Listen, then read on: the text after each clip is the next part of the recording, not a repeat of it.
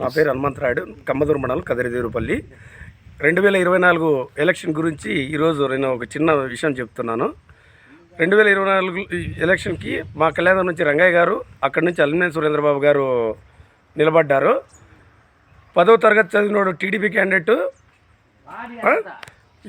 మా candidate collector వరకు అన్ని రకాలుగా ఎడ్యుకేషన్లో కానీ మంచితనంలో కానీ అన్ని రకాలుగా అర్హుడు కళ్యాణంకి మంచి వ్యక్తి దొరికాడు. అతను కాంట్రాక్టులు అవన్నీ ఏం చేసి వచ్చాడో తెలియదు, కానీ ఇంకోటి కళ్యాణం గారిని మోసం చేసేకైతే వచ్చినాడు. గత 7 సంవత్సరాల నుంచి కాంట్రాక్ట్ తీసుకొని కాంట్రాక్ట్ టెండర్ వేసుకొని రైతులు భూసేకరణకి అమౌంట్ వేసినా కానీ ఒక గంపడు మట్టిగాని ఇవ్వలే. ఈరోజు కళ్ళు బిల్లు మాటలు చెబుతున్నాడు. అదంతా కళ్యాణ ప్రజలు నమ్మరు.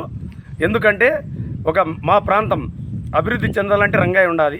ఎందుకంటే ఇంతకుముందు కేంద్ర ఎంపీగా కానీ కేంద్రంలో అనేక పదవులు తీసుకొని ఆ పదవికి వన్నె తెచ్చాడు.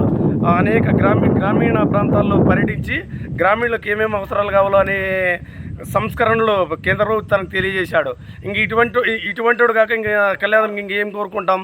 కాబట్టి మేము చెప్పేది ఏమంటే, కళ్యాణ ప్రజలు డబ్బుతో అమ్ముడుపోరు. మా ప్రజలకు గౌరవం ఉంది. ఒక ఉన్నతమైన వ్యక్తినే ఎన్నుకుంటారు. రంగయ్య సార్ ఆల్రెడీ గెలిచేశాడు. ఖచ్చితంగా 30,000 నుంచి 40,000 మెజార్టీ ఉంటుంది.